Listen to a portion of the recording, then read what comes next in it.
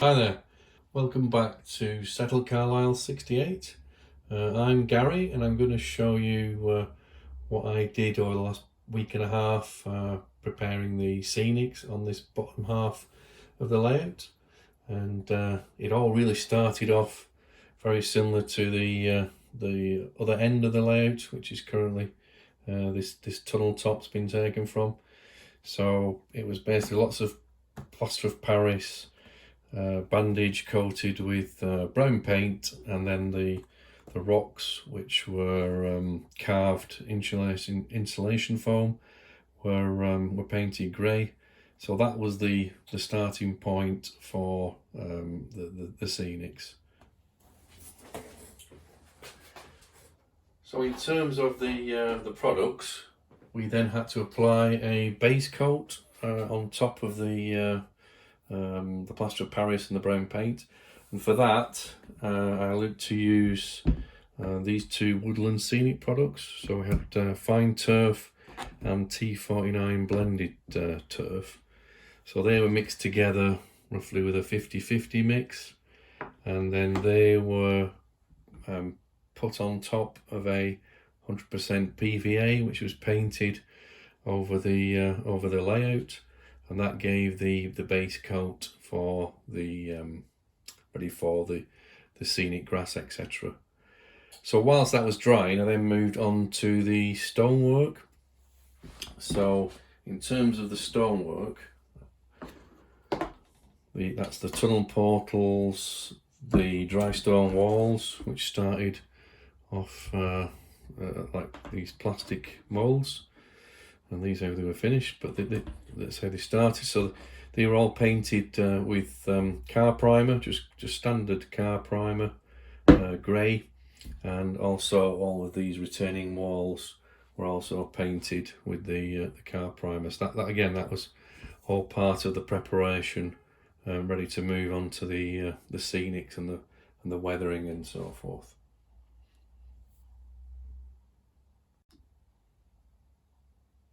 So, after applying our base coat of the fine turf and blended turf, we then could move on to the static grass once the base coat was dry. So, for it to be able to adhere to the turfs, we have to apply another adhesive, and that's the in this instance I use the static grass layering spray, the WWS product. And then loaded up the applicator and basically started off with a 2mm base static grass, and that in most instances what I've done here was a spring or the summer mixes, and bear in mind this is an N gauge layout, so we have to be careful and conscious that we can't apply lots and lots of layers. It is actually in some areas probably a little bit longer than what I wanted for an N gauge layout, but I think it still has the desired effect. So generally started off with the spring and summer in the 2mm, and then applied the layers dependent on where it was on the hillside, etc.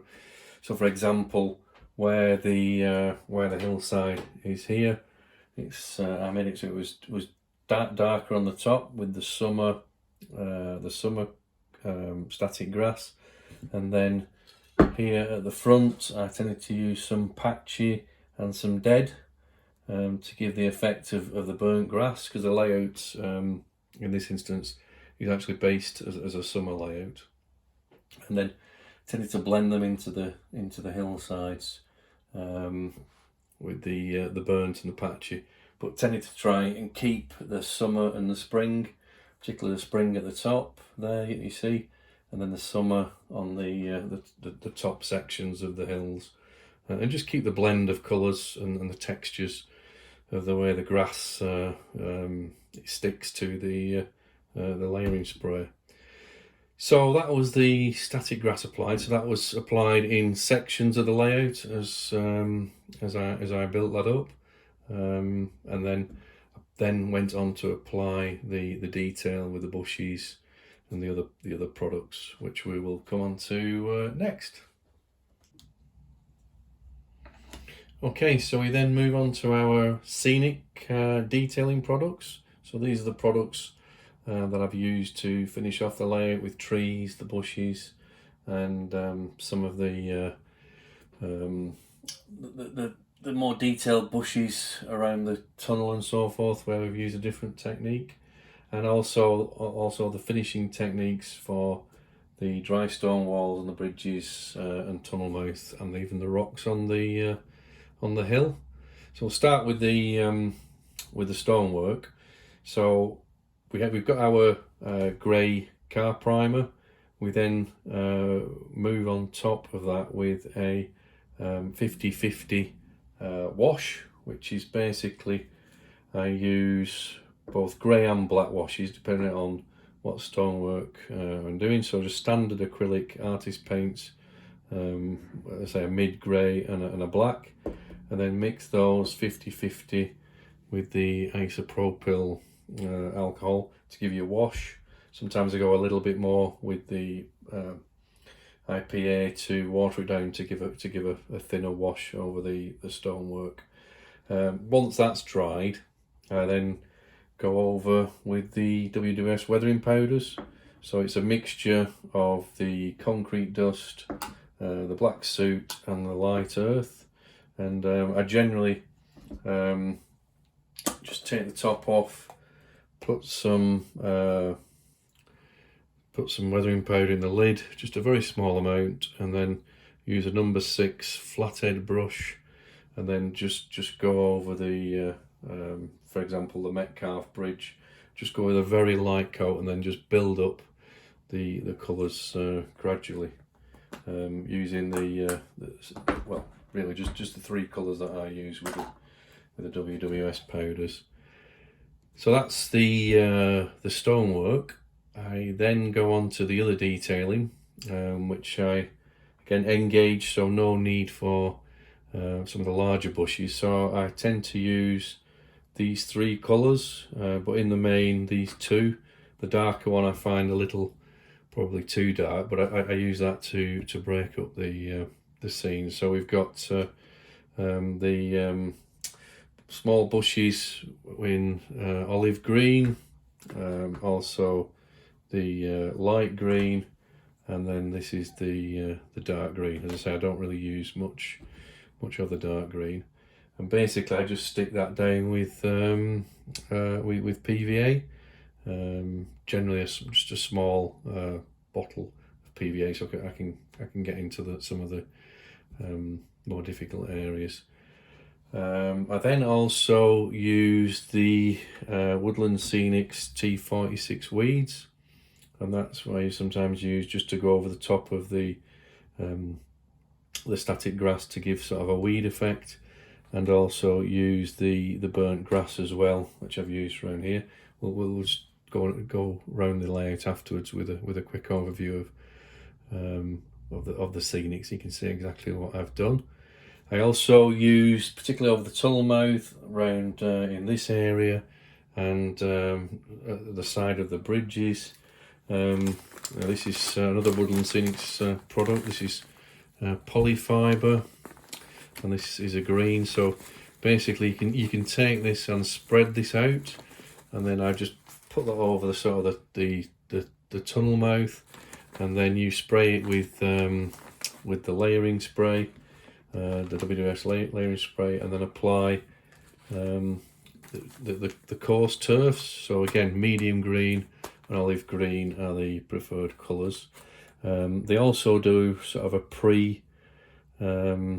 pre-coated mat, which is known as foliage, and this particular one is light green, so you can see it's already got the coating on. So I use that as well, and then the bits that come off in the bag I use for the weeds down the sides of the road. And also, whilst we're on the road is done basically again with the same mid-grey, a little bit of black mixed in till I got the colour of the grey correct, and then went over with the Woodland Scenics weathering powders, and just put some streaking effects on the road. Again, using the same technique with the lid, so I keep the application quite light and then just build up the colour in the road. Okay, so that's really the bushes and the undergrowth. One of the other final touches that I use is this other Woodland Scenics product, the fine leaf foliage. Quite expensive. It's sort of nearly £20 a box, and you basically get these twigs, I guess, and they're pre-coated. This is the olive green one, and for Engage, obviously that will probably make a couple of sort of trees, and then there's lots of other bushes you can make in there in smaller pieces, which I'm going to use on the rest of the layout. But the only place I had actually used those was the top of the hill for 4 trees, which we will cover later. So really that's the scenery detailing, which I've gone over the layout. So we'll stop it there, and then we'll take the camera and just have a scan over the Scenics to see how we've applied these products. Okay, so here we are at the top of the tunnel, and as you can see, there's the trees which have been made from the olive green fine leaf foliage, and then the field itself is using spring static grass. I think that's 2mm, and also some North Euro 4mm around the edges. We've obviously got the dry stone walls there, and then lots of smaller bushes in the olive and the light green. And as we come down the hill, we've got the as you can see, I think you see that sort of the weeds that we've put over the top of the static grass.